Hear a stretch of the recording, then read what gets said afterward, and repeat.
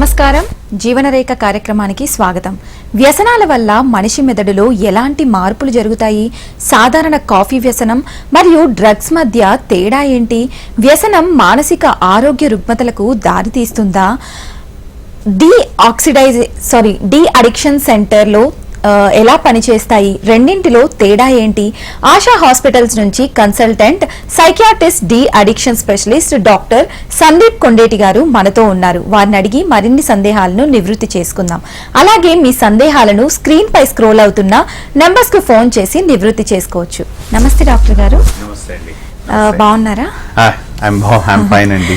Sir, అంటే ఈ addiction అంటే వ్యసనం, సో ఈ వ్యసనాన్ని ఎలా డిఫైన్ చేస్తారు సార్? సో అడిక్షన్ని డిఫైన్ చేయాలంటే సిన్స్ మెనీ ఇయర్స్ ఫస్ట్లో దాన్ని జస్ట్ ఒక మోటివేషన్ అన్నారు, దాని తర్వాత జస్ట్ ఒక విల్ పవర్ ఉంటే అడిక్షన్ అన్నారు, లేకపోతే అడిక్షన్స్ అన్నారు. Next they said some psychological theories వచ్చాయి, తర్వాత కొన్ని సోషల్ థీరీస్ వచ్చాయి, తర్వాత జెనెటికల్ థీరీస్ వచ్చాయి. But the last 75 years of neuroscience defines addiction as a chronic, relapsing, treatable brain disease. So ఇది లాంగ్ స్టాండింగ్, అంటే డయాబెటీస్ ఎలాంటి జబ్బో, హైపర్ టెన్షన్ ఒకసారి వస్తే ఎలాంటి జబ్బో, సో లాంగ్ స్టాండింగ్ ఉంటుంది, రిలాప్స్ అయ్యే అవకాశం ఉంటుంది, అండ్ దీనికి ట్రీట్మెంట్ ఉంది, and is definitely brain disease. So different reasons దాన్ని కాంట్రిబ్యూట్ చేయొచ్చు, బట్ ఫైనల్లీ అన్ని చేంజెస్ మాత్రం బ్రెయిన్లోనే జరుగుతాయి. సో బేసిక్ గా ఈ అడిక్ట్ అయిన వాళ్ళకి డయాగ్నోసిస్ క్రైటీరియా ఎలా ఉంటుంది డాక్టర్ గారు? సో ఒక పేషెంట్ అడిక్షన్ కి ఫుల్ఫిల్ అవుతున్నాడా లేదా అనేది మనం డిఫరెంట్ క్రైటీరియాస్ ఉన్నాయి. ICD-10 criteria, DSM-5 criteria which we follow. So mostly అవన్నీ మిక్స్ చేసిన the major important things are ఒకటి టాలరెన్స్, అంటే టైం పెరిగేటప్పటికి, అంటే వాళ్ళు స్టార్ట్ చేసిన సబ్స్టెన్స్ ఫ్రీక్వెన్సీని క్వాంటిటీని పెంచుతూ ఉంటారు, దాన్ని టాలరెన్స్ అంటారు. సెకండ్ థింగ్, ఎప్పుడైతే ఆ సబ్స్టెన్స్ లేదో వాళ్ళకి విడ్రాల్ సిమ్టమ్స్ వస్తాయి. సో డిఫరెంట్ సిమ్టమ్స్ వస్తాయి, విడ్రాల్ సిమ్టమ్స్ వస్తాయి. థర్డ్ ఏంటి అంటే దీనివల్ల హార్మ్ జరుగుతుంది అని తెలిసినా వాళ్ళు రిపీటెడ్గా సబ్స్టెన్స్ని యూజ్ చేస్తారు. ఫోర్త్ ఏంటి అంటే సబ్స్టెన్స్ అన్నిటికన్నా ఇంపార్టెంట్ ఫ్యాక్టర్ అయిపోతుంది వాళ్ళ లైఫ్లో. ఫిఫ్త్ ఏంటంటే సివియర్ అర్జ్ కానీ క్రేవింగ్ ఆ సబ్స్టెన్స్ పైన ఉంటుంది. సిక్స్త్ ఏంటంటే ఈ సబ్స్టెన్స్ని కంట్రోల్ చేయలేరు. వాళ్ళు సబ్స్టెన్స్ని కంట్రోల్ చేసే బదులు ఆ సబ్స్టెన్స్ తనని కంట్రోల్ చేస్తుంది. సో ఈ 6 థింగ్స్ మేము చూస్తాం రెగ్యులర్గా. సో ఇవి ఫుల్ఫిల్ అవుతుంటే ఒక పర్సన్ అడిక్షన్కి దగ్గర లేదా అడిక్ట్ అవుతున్నాడు అని మనం తెలుసుకోవచ్చు. Okay, right. సో అడిక్షన్ అనేది వరల్డ్ వైడ్ గా చూసుకుంటే, లేకపోతే ఇండియాలో చూసుకుంటే కరెంట్ స్టాటిస్టిక్స్ ఎలా ఉంది డాక్టర్ గారు? So if you see the world drug report అండి, 2023 జూన్లో రిలీజ్ చేశారు. Every decade and every year addiction అనేది పర్సంటేజ్ పెరుగుతూ వస్తుంది. సుమారుగా 2022లో 300 million పీపుల్ వరల్డ్ వైడ్ డ్రగ్స్ని ట్రై చేస్తున్నారు. అండ్ ఇప్పుడు మన ఇండియా స్టాటిస్టిక్స్ చూసుకున్నా, వరల్డ్ స్టాటిస్టిక్స్ చూసుకున్నా, హైయెస్ట్ యూజ్ సబ్స్టెన్స్ ఒకవేళ మనం టొబాకో అనుకుంటే, టొబాకో ఒక 40%, టొబాకో అంటే అది స్మోకింగ్ అవ్వచ్చు, గుట్కా అవ్వచ్చు, ఒక 40% ఉంటుంది ఇండియాలో. 30% 40%. అండ్ ఆల్కహాల్ ఇవన్నీ చూసుకుంటే ఒక 10 నుంచి 15%, and other substances with in 5%. So world wide statistics మనం మాట్లాడుకోవడానికే కానీ, but every year world wide కానీ ఇండియా కానీ it is increasing. Okay, basic గా ఈ అడిక్షన్ ని ఒక బ్రెయిన్ డిసీజ్ అని చెప్తూ ఉంటారు. సో దీనికి ఏమైనా ట్రీట్మెంట్స్ అలా ఉంటాయా, లేకపోతే? So when it comes to brain disease, అసలు అది బ్రెయిన్ డిసీజ్ ఎలా అనేది అర్థం కావాలి. ఎందుకంటే ఫస్ట్ మనం మోటివేషన్ అన్నాం, తర్వాత సైకలాజికల్ ఫ్యాక్టర్స్ అనుకున్నాం, సోషల్ ఫ్యాక్టర్స్ అనుకున్నాం, జెనెటిక్స్ అనుకున్నాం. కానీ ఇప్పుడు ఏంటంటే it is bio psycho social model, అన్నీ కలిసి బ్రెయిన్లో చేంజెస్ జరుగుతాయి. అంటే సైకలాజికల్ ఫ్యాక్టర్స్ రోల్ ప్లే చేస్తుంది, బయలాజికల్ ఫ్యాక్టర్స్ రోల్ ప్లే చేస్తాయి, జెనెటికల్ ఫ్యాక్టర్స్ రోల్ ప్లే చేస్తాయి, సోషల్ ఫ్యాక్టర్స్ రోల్ ప్లే చేస్తాయి, మన పర్సనాలిటీ ట్రేట్స్ అవన్నీ కూడా రోల్ ప్లే చేస్తాయి. బట్ ఫైనలీ బ్రెయిన్ డిజీజ్ అని ఎలా చెప్పాలి అంటే, నేను ఇందాక చెప్పిన 6 థింగ్స్ ఏదైతే ఉన్నాయో అవన్నీ బ్రెయిన్లోనే జరుగుతాయి. ఫర్ ఎగ్జాంపుల్, ఫస్ట్ తను సబ్స్టెన్స్ స్టార్ట్ చేసినప్పుడు ఎవరైనా ఇప్పుడు ఒక సిగరెట్తోనే స్టార్ట్ చేస్తారు, లేదా ఒక బీర్తోనే స్టార్ట్ చేస్తారు. ప్రతి ఒక్కరు హెవీ క్వాంటిటీస్ని ఇనీషియల్గా తీసుకోరు. కానీ యాజ్ టైమ్ గోస్ ఆన్ బ్రెయిన్లో ఆ సబ్స్టెన్స్కి, ఫర్ ఎగ్జాంపుల్ నేను ఆల్కహాల్ 60 mlతో స్టార్ట్ చేశాను. కొన్ని రోజుల తర్వాత నేను 60 ml తాగుతూ ఏమవుతుంది అంటే కొన్ని రోజుల తర్వాత ఆల్కహాల్కి సంబంధించిన రిసెప్టర్స్ బ్రెయిన్లో పెరగడం స్టార్ట్ అవుతాయి. ఎప్పుడైతే బ్రెయిన్లో రిసెప్టర్స్ పెరిగాయో నాకు ఇంతకు ముందు క్వాంటిటీతో ఏదైతే కిక్ వస్తుందో అది రాదు. సో అప్పుడు నేనేం చేస్తాను, క్వాంటిటీని ఇంక్రీజ్ చేస్తాను. So this is called tolerance. Tolerance ఏంటంటే ద ఫ్రీక్వెన్సీ అండ్ క్వాంటిటీ పెరుగుతూ వస్తుంది టైం గోస్ ఆన్. సో ఇది ఎలా అవుతుందంటే బ్రెయిన్లో రిసెప్టర్స్ చేంజెస్ వల్లనే వస్తుంది.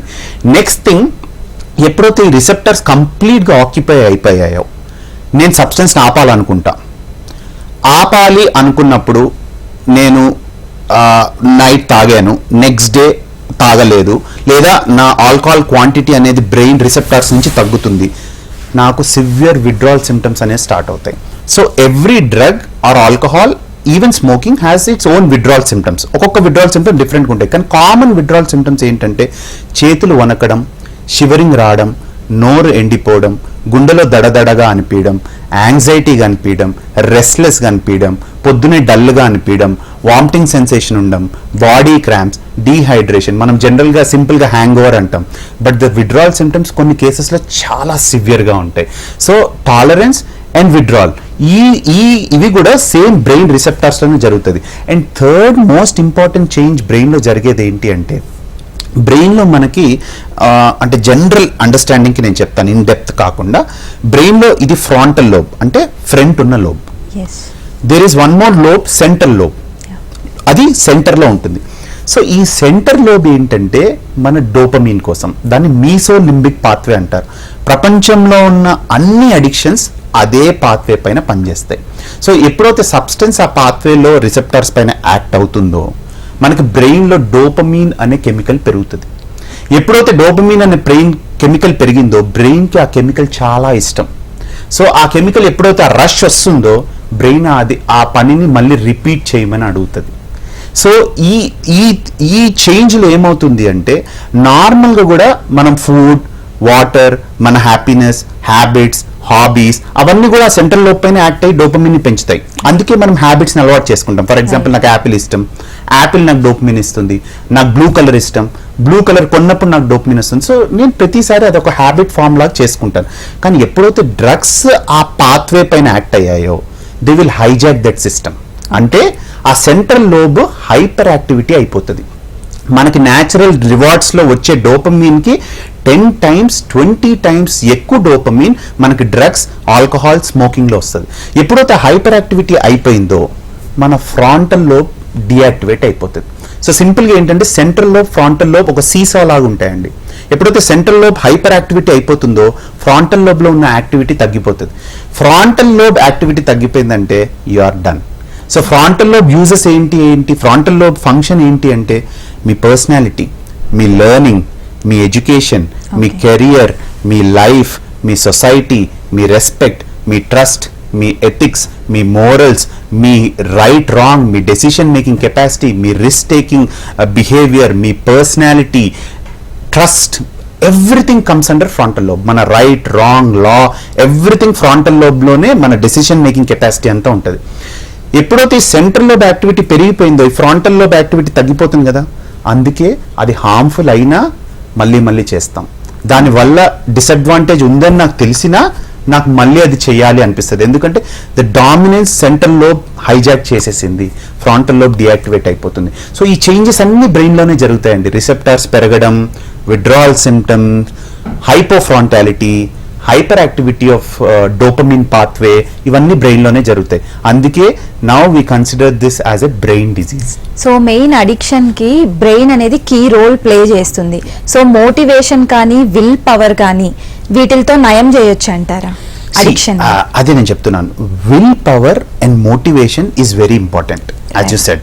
సో ఒక పర్సన్కి విల్ పవర్ ఉండాలి అండ్ మోటివేషన్ ఉండాలి, సపోర్ట్ సిస్టమ్ హెల్ప్ చేయాలి, మనం దాన్ని కరెక్ట్గా ట్రీట్ చేయాలి. అంటే జస్ట్ మోటివేషన్ ఉండి నువ్వు ఆపేసాయి అడిక్షన్, నువ్వు ఆల్కహాల్ ఆపేసాయి అంటే ఆపడం అనేది కష్టంగా ఉంటుంది. ఎందుకంటే అది నేను చెప్పాను కదా, ఆ విత్డ్రావల్ సిమ్టమ్స్ని ట్రీట్ చేయాలి, వాళ్ళ డెఫిషియన్సీస్ని ట్రీట్ చేయాలి, అవన్నీ కరెక్ట్గా ట్రీట్ చేస్తేనే మనకి బెటర్ రిజల్ట్ వస్తుంది. అట్ ద సేమ్ టైం నేను ఒక చిన్న ఎగ్జాంపుల్ చెప్తాను. ఆ మోటివేషన్, విల్ పవర్ అనేది it plays a key role. But ఎంత బ్రెయిన్లో చేంజెస్ జరుగుతాయంటే, నేను ఇప్పుడు సెంట్రల్ లోబ్ హైపర్ యాక్టివిటీ చెప్పాను కదా, మీకు చిన్న ఎగ్జాంపుల్ ఇస్తాను. ఇప్పుడు సెంట్రల్ లోబ్ నేను ఎందుకు చెప్పాను, ఇట్స్ ఫర్ సర్వైవల్. మన సెంట్రల్ లోబ్ వచ్చి మన సర్వైవల్ కోసమే ఉంది. అంటే food, water, sex, sleep, shelter, family are basic needs కోసమే ఆ సెంట్రల్ లోబ్ ఉంది. ఇప్పుడు మనం డ్రగ్స్ తీసుకొని ఆ సెంట్రల్ లోబ్ని హైపర్ యాక్టివిటీ చేసాం కదా. సో ఎప్పుడైతే హైపర్ యాక్టివిటీ చేస్తామో ఈ drugs becomes like a survival. అంటే ఫర్ ఎగ్జాంపుల్, ఇప్పుడు మిమ్మల్ని ఒక ఎడారిలో వదిలేశాను, మీ చుట్టూ ఎవరు లేరు, ఒక 3 days అయిపోయింది, మీరు డీహైడ్రేట్ అయిపోయారు, అసలు ఏం చేయాలో అర్థం కావట్లేదు, కళ్ళు బ్లర్ అయిపోతున్నాయి, స్వెట్టింగ్ వచ్చేస్తుంది, డీహైడ్రేషన్ వస్తుంది, వీక్నెస్ వస్తుంది, దాహం వేస్తుంది, ఆకలి వేస్తుంది, యూఆర్ కంప్లీట్లీ కన్ఫ్యూజ్డ్, ఇంకా almost you are in a dying stage అనమాట. చుట్టూ ఎవరు లేరు, కానీ దూరంగా మీకు ఒక వాటర్ బాటిల్ కనిపించింది. దాని దగ్గరికి వెళ్ళారు. దేవుడు వచ్చి చెప్తాడు, ఈ వాటర్ మీరు తాగితే మీకు మీ ఉన్న ఇల్లు పోతుంది, మీ కారు పోతుంది, లేకపోతే నీ ఫ్రెండ్స్ ఎవరో ఒకరు నువ్వు వదులుకోవాల్సి వస్తుంది, లేదా నీ ఫ్యామిలీలో కొన్ని డిస్టర్బెన్స్, ఏదో ఒకటి చెప్పాడు, నీ జాబ్ పోతుంది, ఏదో ఒకటి చెప్పాడు దేవుడు ఈ వాటర్ బాటిల్ తాగితే. మీరు ఈ వాటర్ బాటిల్ తాగుతారా తాగరా? తాగుతారు, ఆబ్వియస్లీ తాగుతారు. 100% ప్రతి మనిషి తాగుతాడు. Because first come survival. మనం సర్వైవల్ తర్వాతే వేరే వాటిల గురించి ఆలోచిస్తాం. సో అడిక్షన్స్లో ఏమవుతుంది, మనం సర్వైవల్ లోబుని డ్రగ్స్తో హైజాక్ చేస్తాం. సో ఆ పర్సన్కి ఎంత పెయిన్ ఉంటుందంటే, మనమేమో అది విల్ పవర్తో, మోటివేషన్తో నువ్వు ఆపేయచ్చు, నువ్వు తాగుబోతు, నువ్వు ఆపేస్తా, రేపు ఆపేయచ్చు అంత ఈజీగా చెప్తాం. But for him it is survival. It becomes like survival. అది లేకపోతే he is getting that withdrawal symptoms and it becomes like survival. అంత అర్జ్ అండ్ క్రేవింగ్ ఉంటుంది. సో అందుకే motivation plays a role, but మోటివేషన్తో పాటు proper treatment and support is very important. Okay, so ఇక్కడ normal coffee addiction people కూడా ఉంటారు and addiction people కూడా ఉంటారు. సో వీళ్ళని ఎలా డిఫరెన్షియేట్ చేయొచ్చు అంటే, నేను చెప్పాను కదండి, all addictions are related to one neurochemical, that is dopamine. Okay, ప్రతిదీ మీసోలింబిక్ పాత్వేలో యాక్ట్ అవుతుంది. ఆ మీసోలింబిక్ పాత్వే బ్రెయిన్ సెంటర్లో ఉంది. ఏ డ్రగ్ అయినా అక్కడే యాక్ట్ అవ్వాలి, ఏ మీ హ్యాబిట్ అయినా, బిహేవియర్ అయినా అక్కడే యాక్ట్ అవ్వాలి, మీ న్యాచురల్ రివార్డ్స్ అంటే ఫుడ్, వాటర్, సెక్స్, స్లీప్ అక్కడే యాక్ట్ అవ్వాలి, అన్నీ అక్కడే యాక్ట్ అవుతాయి. కానీ డిఫరెన్స్ ఏంటంటే, నాకు ఫర్ ఎగ్జాంపుల్ బిర్యానీతో ఒక 10 units డోపమిన్ వస్తుంది అనుకుందాం, కాఫీతో ఒక 50 to 100 units వస్తుంది, ఓకే, స్మోకింగ్తో 300 units వస్తుంది, ఆల్కహాల్తో 400 units వస్తుంది, డ్రగ్స్లో గాంజాలో 500 units వస్తుంది. ఇంకా harder drugs, cocaine, methamphetamine, crystal meth, అవన్నీ ఇంకా మీరు వెళ్తుంటే డోపమిన్ అనేది ఎక్కువ అవుతుంటుంది. అంటే కాఫీలో మీకు 50 units వస్తే గాంజాలో అండ్ కెనాబిస్లో 500 units డోపమిన్ వస్తుంది. సో ఎప్పుడైతే మనకు ఆ సర్జ్ వస్తుందో బ్రెయిన్లో, ఎప్పుడైతే ఆ డోపమిన్ సర్జ్ వస్తుందో, హైయెస్ట్ డోపమిన్ దేంట్లో వస్తుందో దానికి ఎక్కువ అలవాటు పడతాం. So coffee you can also consider an addiction, but only difference is the dopamine level from coffee is little bit low and dopamine from drugs and alcohol is 10 times more. Okay, so ఈ addictions అనేవి ఎలా, ఈ factors, how this factors leading to the addictions అని చెప్పొచ్చు. ఇది person to person కూడా ఎలా ఉంటుంది దీని ఎఫెక్ట్? సో అదే యాజ్ ఒక పర్సన్ అడిక్ట్ అవ్వచ్చు, ఒక పర్సన్ అడిక్ట్ అవ్వచ్చు.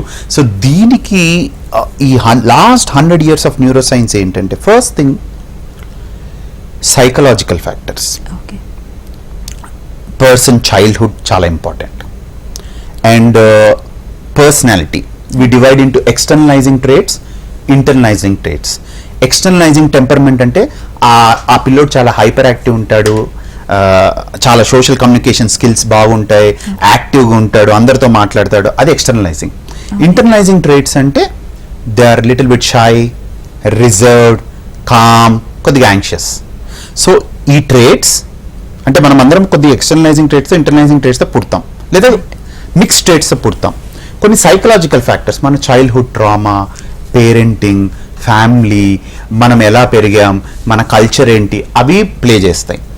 సోషల్ ఫ్యాక్టర్స్, అదే మనం యాక్సెస్, ఇప్పుడు కొంతమందికి ఆల్కహాల్ యాక్సెస్ ఈజీగా ఉంటుంది. ఇప్పుడు మా ఫ్యామిలీలో మా ఫాదర్ డ్రింక్ చేస్తున్నారు అనుకోండి, access is very near to me, right?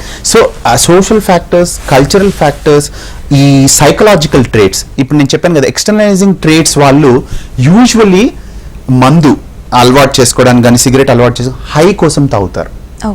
Internalising people వచ్చి వాళ్ళకి ఆల్రెడీ యాంగ్జైటీ ఉంటుంది, షై రిజర్వ్డ్ ఉంటుంది, వాళ్ళందరితో కలవలేరు. సో వాళ్ళు ఎలా అలవాటు చేసుకుంటారంటే ఇది తాగితే నేను బెటర్గా మాట్లాడచ్చు, ఇది తాగితే నేను నా యాంగ్జైటీ తగ్గుతుంది, సిగరెట్ తాగితే నేను అందరితో సోషలైజ్ అవ్వచ్చు, ఇవన్నీ.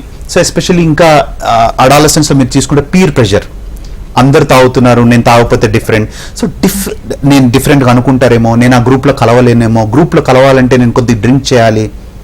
సో ఈ డిఫరెంట్ ఫ్యాక్టర్స్, సైకలాజికల్, సోషల్, ఇవన్నీ ప్లస్ ఇప్పుడు జెనెటికల్ ఫ్యాక్టర్స్ కూడా. అంటే ఒక జీన్ ఉంది అంటే ఫ్యామిలీలో అడిక్షన్స్కి ఒక 40% chance your child also might become an addict.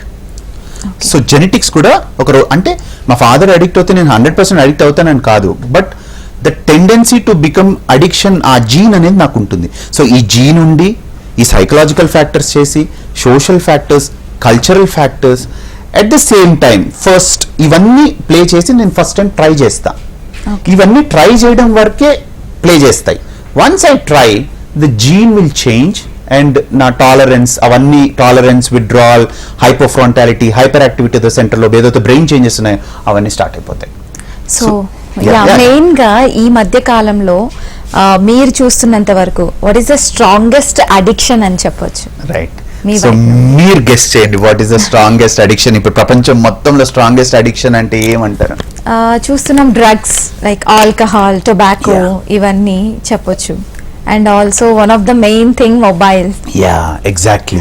So if you take worldwide చూసుకుంటే కెఫీన్ చాలా సింపుల్, కాఫీ చాలా simple, but we see severe cases of caffeine addiction కూడా. Caffeine can cause severe anxiety, caffeine can cause severe sleep disturbances. చాలా మంది we see patients they take caffeine lot.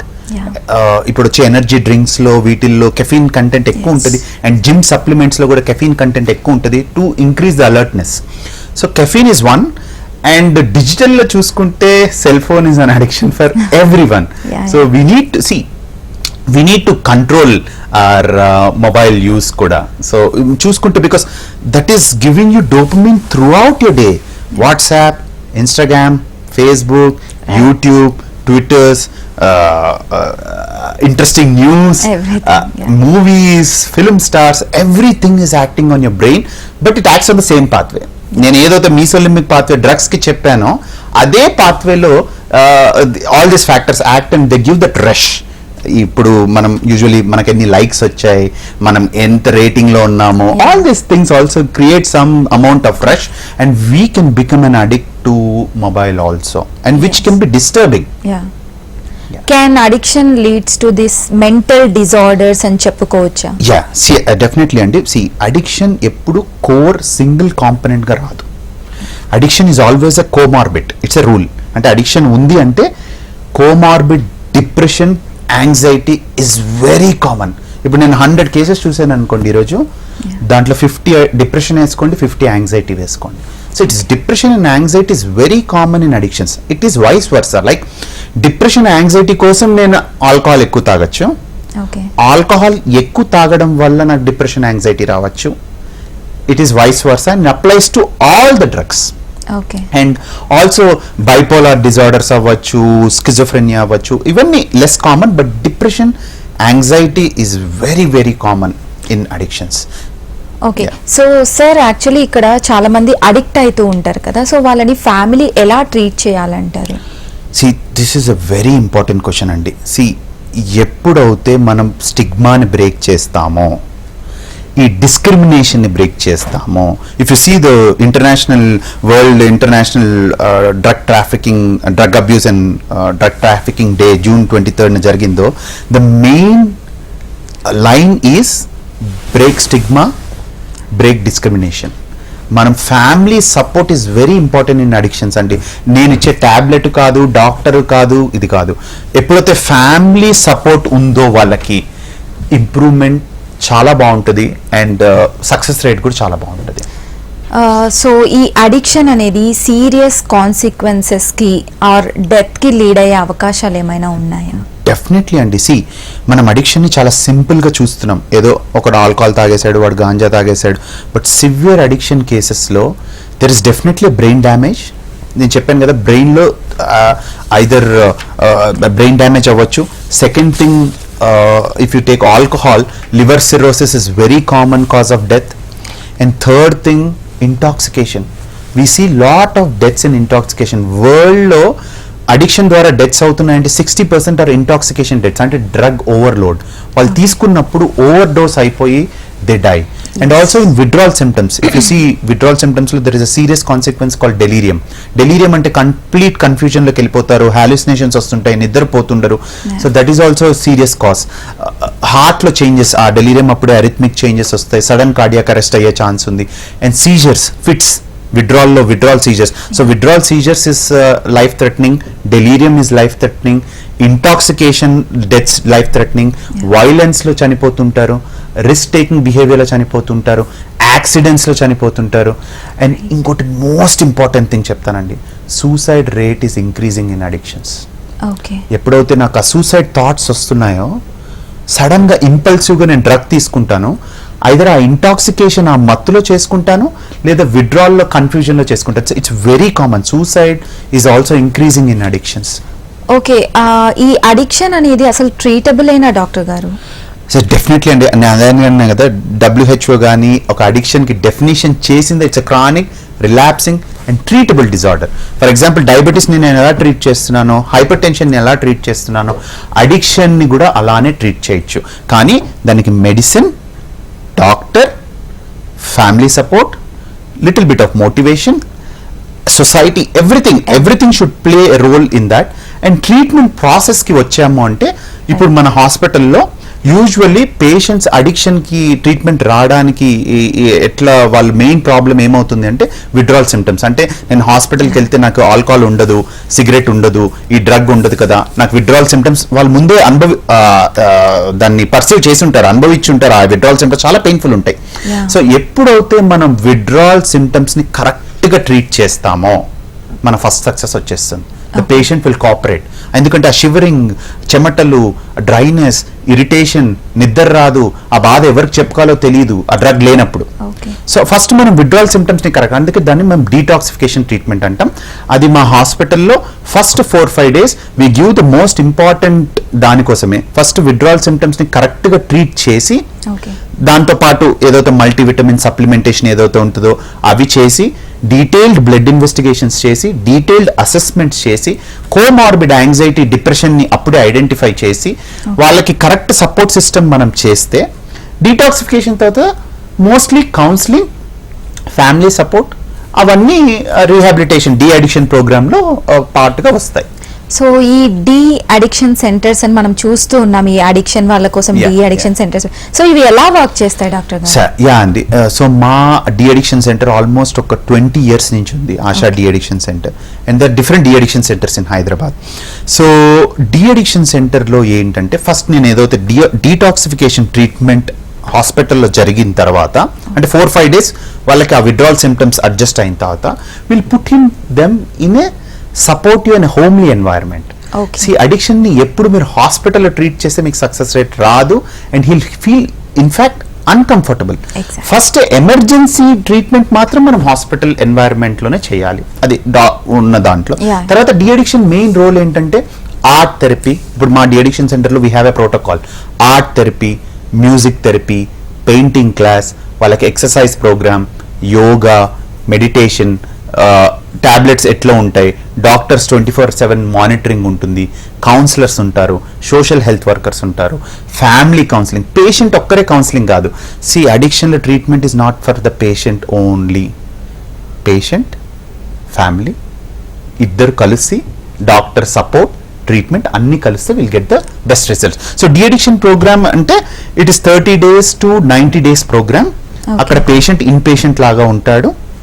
And all this counselling, art therapy, music therapy along with medications ఇవన్నీ కలిపి we do a de addiction programme అండి. So ఈ మధ్య ఎంత ఎక్కువ people addict అవుతున్నారో అన్ని రీహాబిలిటేషన్ సెంటర్స్ అనేవి మనం చూస్తూనే ఉన్నాం.